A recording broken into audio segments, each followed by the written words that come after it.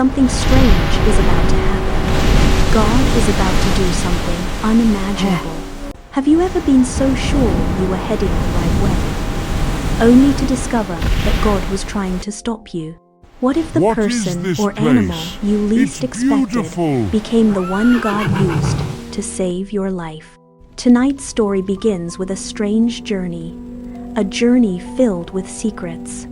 A king who was afraid, a prophet who wanted something he shouldn't want, and a donkey who saw what nobody else could see. And before this story ends, that donkey will do something that has never happened before. Something so surprising that people have been talking about it for thousands of years. So snuggle into your blankets. Parents, children, grandparents, and friends. Let's travel back to a time when God's people were moving through the wilderness. And let's discover what happened when a man stopped listening to God and a donkey started paying attention. The Israelites had been traveling for many years. God had rescued them from Egypt. He had fed them in the desert, protected them, guided them. And now they were getting closer and closer to the land God had promised them. But not everyone was happy about that. Far away, a king named Balak watched the growing nation of Israel. Every day he became more nervous. Every day he became more afraid. The Israelites seemed unstoppable. They had won battles, they kept growing. And Balak worried that his kingdom might be next. So he came up with a plan. But it wasn't a plan involving soldiers. It wasn't a plan involving swords. It was something much stranger. Balak had heard about a man named Balaam. Balaam was known as a prophet. People believed that when Balaam blessed someone, good things happened. And when Balaam cursed someone, terrible things followed. At least, that's what many people thought. So Balak sent messengers to Balaam with an important request. Come and curse Israel for me. Imagine receiving that invitation. A king offering honor, fame, rewards, perhaps even great wealth. What would you do? Hold that thought. Because Balaam now faced a choice. Would he listen to the king or listen to God? That night, Balaam asked God what he should do, and God gave a clear answer. Do not go with them. Do not curse Israel, because they are blessed. The answer could not have been simpler. No, not maybe, not later. Not if the price is right, just no. So Balaam sent the messengers away. For a moment, it seemed like the story was over. But it wasn't, not even close, because King Balak wasn't ready to give up. And what he did next would reveal something important about Balaam's heart. A short time later, Balak sent another group. This time, the messengers were even more important, and they brought an even bigger offer. More honor, more rewards, more promises, more riches, more recognition. Now the temptation was stronger. And here's a question for everyone listening tonight. Have you ever known the right thing to do, but still wished the answer were different? Maybe you wanted one more cookie. Maybe you wanted to stay up later. Maybe you wanted something you knew wasn't best for you. That's how temptation often works. The answer doesn't change, but our hearts keep hoping it will. And Balaam's heart was beginning to drift. Again, Balaam spoke with God, and eventually permission was given for him to go. But there was one condition. He must only say what God told him to say. Nothing more, nothing less. The next morning, Balaam saddled his donkey. He began the journey, and everything seemed normal. The sun was rising. The road stretched ahead. The donkey walked faithfully beneath him. The servants followed behind. Nothing unusual, nothing strange. At least that's what Balaam thought, because someone was standing on the road ahead. Someone Balaam could not see, but his donkey could. Picture the scene, a narrow path, open countryside, morning light, and standing directly in the road. The angel of the Lord, sword drawn, blocking the way. The donkey saw the angel instantly, and she did what any sensible donkey might do. She stepped off the road, straight into the field. Balaam was confused. Why was the donkey wandering? Why wasn't she staying on the path? He struck the donkey and turned her back toward the road. The journey continued, but now something even stranger was about to happen, because the angel moved again. Wait, if the donkey could see the angel, why couldn't Balaam? This time, the road passed between vineyard walls. Stone walls stood on both sides. There wasn't much room. The donkey saw the angel again. Sword still drawn, still blocking the way. Trying desperately to avoid danger, the donkey squeezed close to the wall. Too close. Balaam's foot scraped painfully against the stones. Ouch. Now Balaam was frustrated. From his perspective, the donkey was causing problems. He couldn't see what she saw. He didn't understand what she understood. So once again, he became angry. Once again, he struck the donkey. And once again, the journey continued. But the most surprising moment of all was still ahead. Now imagine the path becoming even narrower. So narrow, there is nowhere to turn. No room to go left, no room to go right. And there, directly ahead, stood the angel once more. The donkey saw what Balaam still could not see. What would you do if the only safe choice looked like disobedience? The donkey looked. The donkey understood. The donkey knew there was no safe path forward. So she stopped. Then she lay down, right there in the road. Balaam could not believe it. His frustration exploded. Why was this donkey refusing to move? Why today? Why now? And in his anger, he struck her again.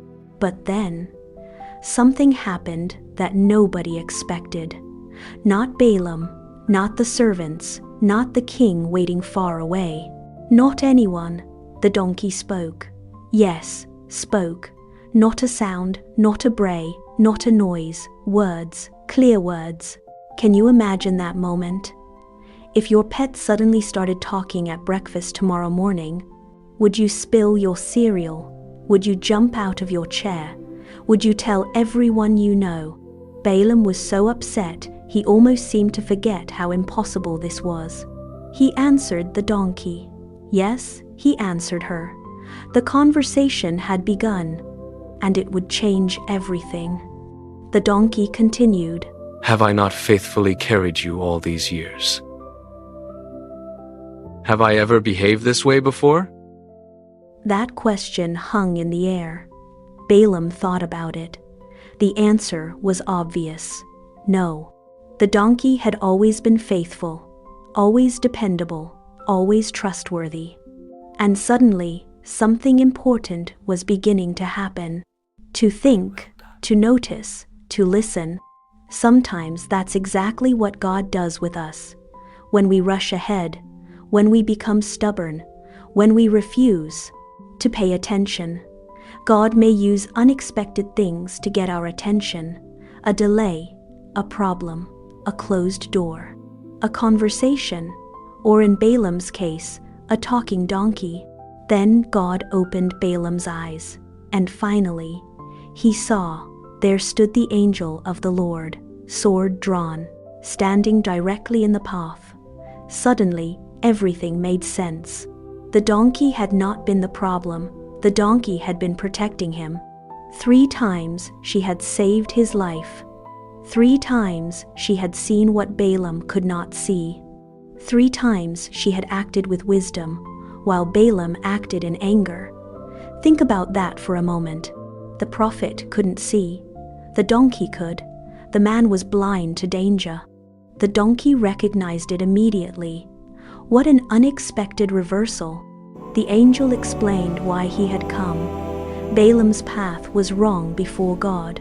The donkey had turned aside and protected him. Without her actions, Balaam's journey would have ended very differently. Balaam immediately understood the seriousness of the moment. His pride faded. His confidence disappeared. He realized he had been focusing more on what he wanted than on what God wanted, and that realization changed everything. Have you ever noticed that sometimes God's warnings feel frustrating at first? A delay, a disappointment, a door that closes, plans that don't work out. Sometimes we only understand late that God was protecting us from something we couldn't see. That's one of the great lessons hidden inside this story.